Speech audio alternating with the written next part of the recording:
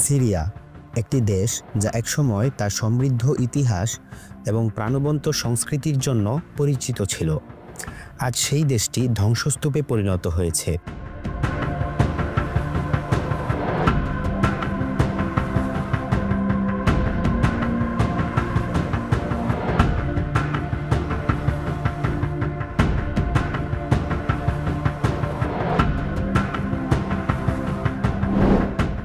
এক দশকের বেশি সময় ধরে চলমান সংঘাত, সীমাহীন কষ্ট এবং হতাশার মধ্যে ডুবে আছে এই দেশটি। একসময় যেখানে প্রাচীন সভ্যতার উন্নতি ঘটেছিল, আজ সেই স্থানটি যুদ্ধ এবং বিপর্যয়ের প্রতীক হয়ে দাঁড়িয়েছে।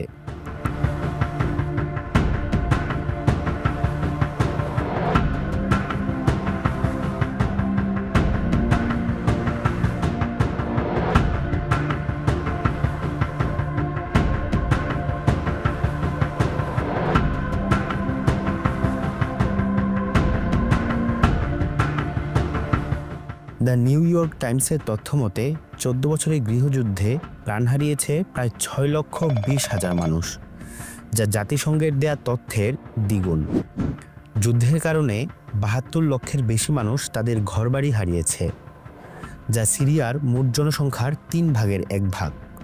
2024-এর নভেম্বরে প্রকাশিত জাতিসংঘের রিপোর্ট অনুযায়ী 48 লক্ষ মানুষ তুর্কি, জর্ডান, লেবানন, ইরাক এবং মিশরের বিভিন্ন শরণার্থী শিবিরে বসবাস করছে, যেখানে মৌলিক এবং মানবিক চাহিদাও পূরণ হচ্ছে না।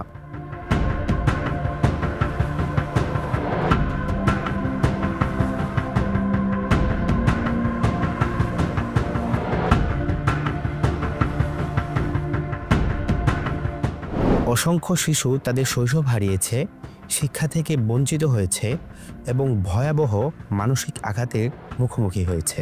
এই সংঘাত শুধু ভবন আর শহর নয়, পুরো একটি প্রজন্মকে ধ্বংস করে দিয়েছে। খাবারের অভাব, পানির সংকট এবং চিকিৎসা সুবিধার অনুপস্থিতি সিরিয়ান জনগণের জীবনে প্রতিদিনের জন্য চ্যালেঞ্জ হয়ে উঠেছে। তাদের একটাই স্বপ্ন, শান্তিপূর্ণ একটি ভবিষ্যৎ। তবে এই সংকট হঠাৎ করে শুরু হয়নি। এর পেছনে রয়েছে শতাব্দীর পুরনো ইতিহাস এবং রাজনৈতিক ভুল পদক্ষেপ। আজ আমরা সেই ইতিহাসের দিকেই তাকাবো।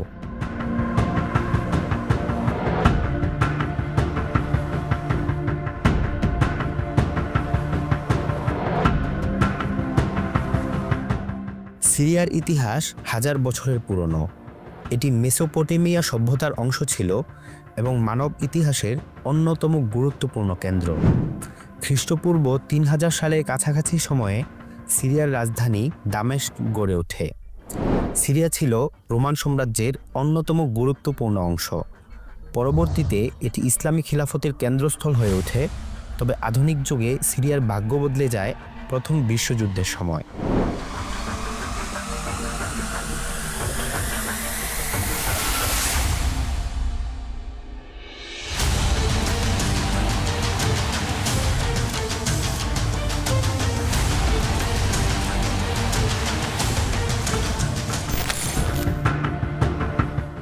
'16 সাল। ইউরোপের একটি গোপন কক্ষে বসে মধ্যপ্রাচ্যের ভাগ্য নির্ধারণ করতে বসেন ব্রিটেনের পররাষ্ট্রমন্ত্রী মার্ক সাইক্স এবং ফরাসি পররাষ্ট্রমন্ত্রী জর্জ পিকো। ব্রিটেন এবং ফ্রান্সের মধ্যকার এই চুক্তিতে রাশিয়া এবং ইতালিরও সম্মতি ছিল। সেই গোপন চুক্তি ইতিহাসে সাইক্স পিকো চুক্তি নামে পরিচিত। এই চুক্তিতে অটোমান সাম্রাজ্যের পতনের পর মধ্যপ্রাচ্যের অঞ্চলগুলোকে নিজের করে নিবে তার পরিকল্পনা ছিল। 1918 সালে প্রথম বিশ্বযুদ্ধে অটোমানদের পরাজয় হলে সাইক্স পিকো চুক্তির ভিত্তিতে সিরিয়া এবং লেবানন ফ্রান্সের অধীনে চলে আসে। ফ্রান্স সিরিয়া ও লেবাননকে দুটি পৃথক অঞ্চল হিসাবে পরিচালনা করে, তবে ফরাসি শাসনের মূল উদ্দেশ্যই ছিল ইউরোপীয় আধিপত্য নিশ্চিত করা এবং সিরিয়ার জনগণের উপর কঠোর নিয়ন্ত্রণ বজায় রাখা। 1925 সালে দ্রুজ নেতা সুলতান আল আত্রাসের নেতৃত্বে জাবাল আল দ্রুজ অঞ্চলে বিদ্রোহ শুরু হয়। এই বিদ্রোহ দ্রুতই সিরিয়ার প্রধান অঞ্চলগুলো সহ লেবাননেও ছড়িয়ে পড়ে। এই বিদ্রোহই দ্য সিরিয়ান গ্রেট রিভোল্ট নামে পরিচিত।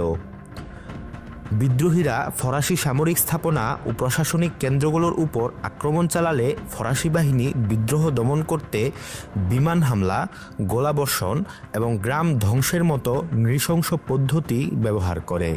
বিশেষ করে দামেস্ক শহরে ফরাসি বাহিনী ব্যাপক বোমাবর্ষণ করে, যার কারণে বহু বেসামরিক মানুষও মারা যায়। গ্রেট রিভোল্ট ছিল সিরিয়ান জনগণের স্বাধীনতার জন্য একটি উল্লেখযোগ্য সংগ্রাম। প্রায় 10,000 সিরিয়ান এই বিদ্রোহে প্রাণ হারিয়েছিল। ফ্রান্স বিদ্রোহ দমনে মাত্রাতিরিক্ত শক্তি প্রয়োগ করে, যার মধ্যে বিভিন্ন ধরনের শারীরিক অত্যাচারও অন্তর্ভুক্ত ছিল। গ্রেট রিভোল্ট সিরিয়ার জনগণের মধ্যে স্বাধীনতার আকাঙ্ক্ষাকে আরও শক্তিশালী করে তোলে।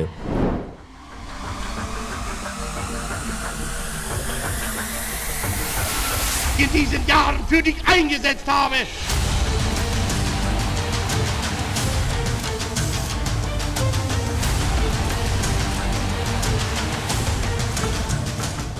দ্বিতীয় বিশ্বযুদ্ধের সময় সিরিয়ান জনগণের স্বাধীনতার স্বপ্ন আবারও জেগে ওঠে। 1941 সালে ফ্রান্স সিরিয়াকে স্বাধীনতার প্রতিশ্রুতি দেওয়ার পরও প্রকৃত স্বাধীনতা অর্জন করতে সিরিয়ানদের 1946 সাল পর্যন্ত অপেক্ষা করতে হয়। বিশ্বযুদ্ধের সময় ফ্রান্স জার্মান দখলে পড়ায় তাদের শক্তি দুর্বল হয়ে পড়ে। এই সময়ে সিরিয়ান জাতীয়তাবাদীরা নতুন করে সক্রিয় হয়ে ওঠে। দ্বিতীয় বিশ্বযুদ্ধের পরেও ফ্রান্স সিরিয়া ও লেবাননে তাদের ম্যান্ডেট বজায় রাখতে চেয়েছিল, তবে সিরিয়ান জাতীয়তাবাদীদের ক্রমবর্ধমান আন্দোলন এবং আন্তর্জাতিক চাপের মুখে ফ্রান্সের অবস্থান দুর্বল হয়ে পড়ে। 1945 সালের মে মাসে ফরাসি বাহিনী সিরিয়ায় জাতীয়তাবাদী আন্দোলন দমন করতে গেলে ব্যাপক সংঘর্ষের সৃষ্টি হয়, যা লেভান্ট সংকট নামে পরিচিত। এই পরিস্থিতিতে ব্রিটেনের প্রধানমন্ত্রী উইনস্টন চার্চিল ফ্রান্সকে সতর্ক করেন এবং সিরিয়ায় ব্রিটিশ বাহিনী প্রেরণ করেন, যার কারণে ব্রিটেন এবং ফ্রান্সের মধ্যে পরিস্থিতি কিছুটা উত্তপ্ত হয়ে ওঠে। ফরাসি বাহিনী যুদ্ধবিরতি ঘোষণা করতে বাধ্য হয়। 1946 সালের ফেব্রুয়ারিতে জাতিসংঘ একটি প্রস্তাব পাশ করে, যেখানে ফ্রান্সকে সিরিয়া থেকে সেনা প্রত্যাহারের আহ্বান জানানো হয়। এই প্রস্তাবে যুক্তরাষ্ট্রেরও সমর্থন ছিল। ফরাসি বাহিনীর জন্য পরিস্থিতি আরও কঠিন হয়ে ওঠে যখন সিরিয়ায় ব্যাপক আন্দোলন শুরু হয় এবং ফরাসি শাসনের প্রতি বিরোধিতা তীব্র হয়ে ওঠে। এক পর্যায়ে এই আন্দোলন এবং আন্তর্জাতিক চাপে ফ্রান্স বাধ্য হয়ে 1946 সালের 15 এপ্রিলের মধ্যে সিরিয়া থেকে সকল সেনা প্রত্যাহার করে নেয়। 1946 সালের 17 এপ্রিল সিরিয়া আনুষ্ঠানিকভাবে স্বাধীনতা লাভ করে, যা ছিল দীর্ঘ সংগ্রামের পর এক ঐতিহাসিক বিজয়, যা এখন সিরিয়ার জাতীয় দিবস হিসেবে পালিত হয়। ফ্রান্সের ম্যান্ডেট থেকে মুক্ত হয়ে সিরিয়া একটি স্বাধীন ও সার্বভৌম রাষ্ট্রে পরিণত হয়। তবে স্বাধীনতা লাভের পরও সিরিয়ার সাধারণ জনগণ স্বাধীনতার পূর্ণ স্বাদ পায়নি। স্বাভাবিকভাবেই স্বাধীনতার পর বিভিন্ন ধরনের অস্থিতিশীলতা এবং রাজনৈতিক সংকট শুরু হয়। স্বাধীনতার পর দেশটির অন্যতম প্রধান কাজ ছিল একটি কার্যকর শাসন ব্যবস্থা প্রতিষ্ঠা করা। দীর্ঘদিন ফরাসি শাসনের অধীনে থাকার কারণে সিরিয়ার নতুন সরকার একটি শক্তিশালী রাজনৈতিক কাঠামো গড়ে তুলতে ব্যর্থ হয়। দুর্বল প্রশাসনিক কাঠামো দেশটিকে একের পর এক সংকটের দিকে ঠেলে দেয়। এছাড়াও অবকাঠামোগত উন্নয়নের প্রতি ফরাসি প্রশাসনের অবহেলার ফলে স্বাধীনতার পর সিরিয়া দুর্বল অর্থনৈতিক ভিত্তি নিয়ে যাত্রা শুরু করে। এই সংকট দেশটির অর্থনৈতিক উন্নয়নে দীর্ঘমেয়াদী প্রভাব ফেলে। সিরিয়া একটি বহুজাতিক এবং ধর্মীয় বৈচিত্র্যময় দেশ। সুন্নি মুসলিম, শিয়া মুসলিম, আলাউই, কুর্দি এবং খ্রিস্টান জনগোষ্ঠীর মধ্যে ঐতিহাসিকভাবেই বিভাজন ছিল। ফরাসি শাসনের সময় ডিভাইড অ্যান্ড রুল নীতির কারণে এই বিভাজন আরও তীব্র হয়ে ওঠে। ফরাসি প্রশাসন পরিকল্পিতভাবেই সংখ্যালঘু আলাউই সম্প্রদায়কে সামরিক বাহিনীতে বিশেষ প্রাধান্য দেয়, যা বৃহৎ সুন্নি সম্প্রদায় সহ অন্যান্য সম্প্রদায়ের মধ্যে অসন্তোষের কারণ হয়ে ওঠে।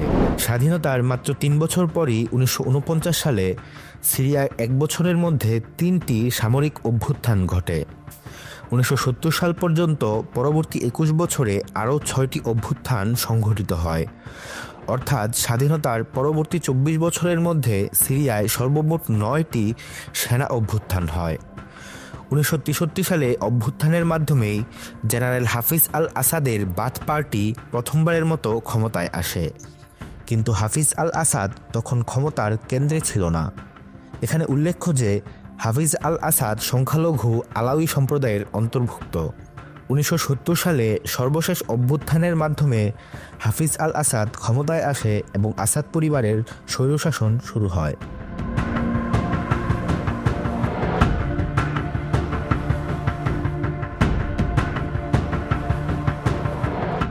হাফিজ আল আসাদ একটি শক্তিশালী কেন্দ্রীয় সরকার প্রতিষ্ঠা করেন এবং দেশের নিরাপত্তা ব্যবস্থা মজবুত করেন।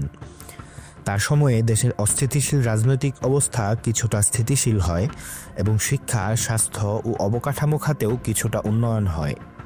হাফিজ আল আসাদও ফরাসিদের মতো আলাউই সম্প্রদায়ের লোকদেরকে সামরিক এবং সরকারি গুরুত্বপূর্ণ পদে নিয়োগ দেওয়া শুরু করেন।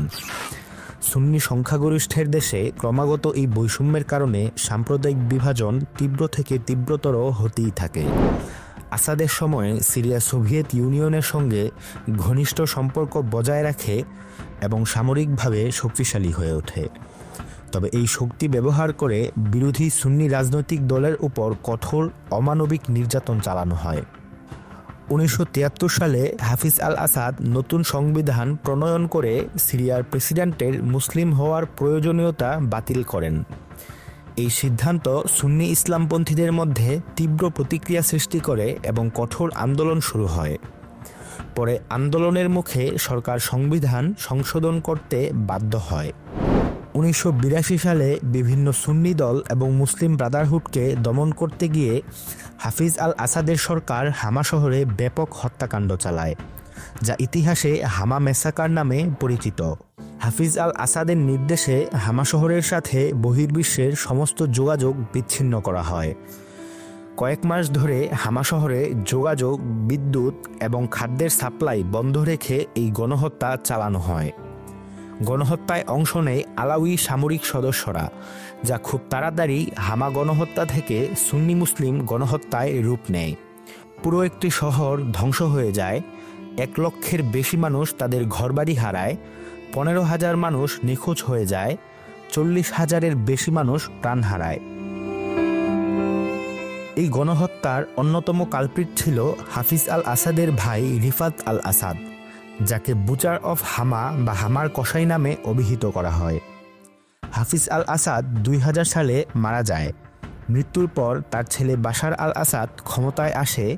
শুরু হয় সিরিয়ার ইতিহাসের আরও একটি কালো অধ্যায়।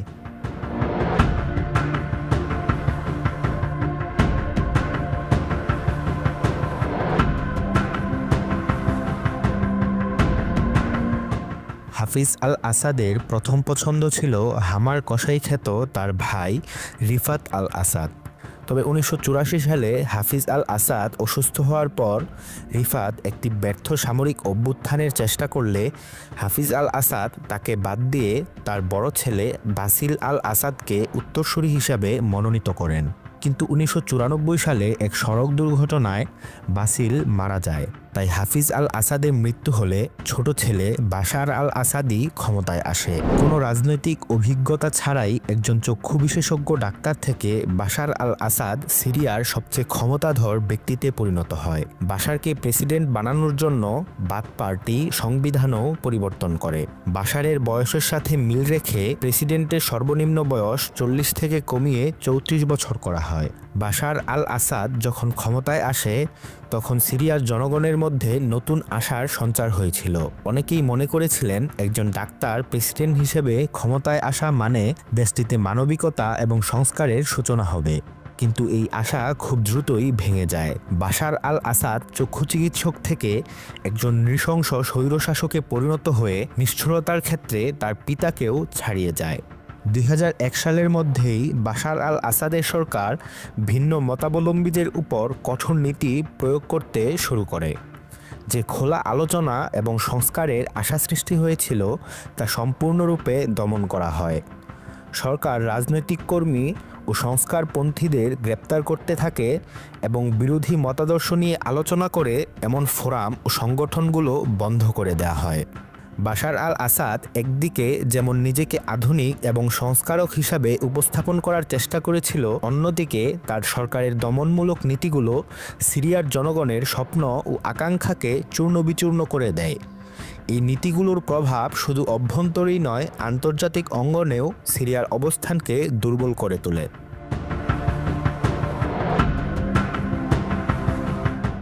2006 থেকে 2010 পর্যন্ত সিরিয়ায় ভয়াবহ খরা শুরু হয়। প্রায় 8 লাখ মানুষ গ্রাম ছেড়ে শহরে চলে আসতে বাধ্য হয়। এতে শহরাঞ্চলে জীবনযাত্রার মান আরও খারাপ হয়ে পড়ে। শিক্ষা ও স্বাস্থ্যসেবার নিম্নমান, বেকারত্ব, সরকারি নিয়োগে পক্ষপাতিত্ব সহ সর্বত্র দুর্নীতিতে জনগণের জীবন অতিষ্ঠ হয়ে ওঠে। এছাড়াও সিরিয়ার গোয়েন্দা সংস্থা ছিল সরকারের সবচেয়ে শক্তিশালী হাতিয়ার। শুধু রাজনৈতিক বিরোধীদের নয়, সাধারণ মানুষের উপরও নজরদারি করা হতো। কেউ সরকারের বিরুদ্ধে কথা বলার সাহস করলে তাকে নীরব করে দেওয়া হতো। ভয়ের এই সংস্কৃতি সিরিয়ার মানুষের দৈনন্দিন জীবনের অংশ হয়ে উঠেছিল। 2010 সালে তিউনিসিয়ার মোহাম্মদ বোয়াজিজির আত্মত্যাগ এক অভূতপূর্ব আন্দোলন শুরু করে। তার আত্মত্যাগের ঘটনাটি পুরো দেশ জুড়ে ক্ষোভের আগুন ছড়িয়ে দেয়। বিক্ষোভের তীব্রতায় শেষ পর্যন্ত প্রেসিডেন্ট বেন আলী ক্ষমতা ছাড়তে বাধ্য হয়। তিউনিসিয়ার এই গণজাগরণ আস্তে আস্তে পুরো আরব বিশ্বে ছড়িয়ে পড়ে। মিশরে তাহরির স্কয়ারের আন্দোলনে পদত্যাগ করেন প্রেসিডেন্ট হোসনি মোবারক। লিবিয়ায় বিক্ষোভ গৃহযুদ্ধে পরিণত হয় এবং দীর্ঘদিনের শাসক মুয়াম্মার গাদ্দাফি ক্ষমতাচ্যুত হন। ইয়েমেনে প্রেসিডেন্ট আলী আবদুল্লাহ সালেহ ক্ষমতা ছাড়তে বাধ্য হন। কুয়েতে প্রধানমন্ত্রী শেখ নাসের মোহাম্মদ পদত্যাগ করেন। এই আন্দোলনের ঢেউ লাগে Morocco, Jordan, Algeria, Oman, Saudi Arab, Bahrain সহ প্রায় পুরো আরব বিশ্বে। মানুষ বিশ্বাস করতে শুরু করেছিল যে আন্দোলনের মাধ্যমেই তাদের দীর্ঘদিনের স্বৈরশাসনের শিকল ভাঙা সম্ভব। এই ঘটনাকেই ইতিহাসে আরব বসন্ত বলা হয়। আরব বসন্তের প্রভাব থেকে বাদ যায়নি সিরিয়াও। দারা শহরের একজন স্কুল ছাত্র মুয়াবিয়া তার স্কুলের দেয়ালে সরকার বিরোধী স্লোগান লিখে, now it's your time doctor.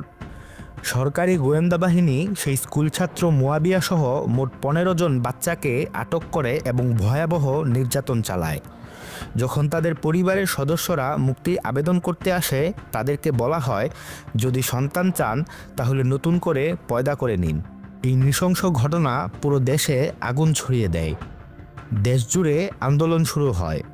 Asad সেই আন্দোলনে পুলিশ আর সেনাবাহিনী দিয়ে ট্যাঙ্ক এবং হেলিকপ্টার ব্যবহার করে আন্দোলনকারীদের হত্যা করতে শুরু করে। 2011 সাল নাগাদ এই আন্দোলনে 1000-এর বেশি বিক্ষোভকারী মারা যায়। সিরিয়ায় শান্তিপূর্ণ আন্দোলন শুরু হয়েছিল সংস্কারের দাবিতে, কিন্তু প্রেসিডেন্ট বাশার আল আসাদের সরকার আন্দোলন দমনে কঠোর পন্থা গ্রহণ করে। সেনাবাহিনীর একটি অংশ নিরস্ত্র সাধারণ মানুষের উপর গুলি করতে অস্বীকৃতি জানায় এবং বিদ্রোহ করে বসে, যার ফলে সেনাবাহিনীর দুই পক্ষের মধ্যেই যুদ্ধ শুরু হয়ে যায়। যেখানে অন্যান্য আরব দেশে আন্দোলনের মাধ্যমে পরিবর্তনের স্বপ্ন দেখেছিল মানুষ, সিরিয়ায় সেই স্বপ্ন রক্তপাত আর সংঘর্ষে পরিণত হয়, যার পরিণতিই ছিল 14 বছর ধরে চলা পৃথিবীর সবচেয়ে জটিল এই গৃহযুদ্ধ।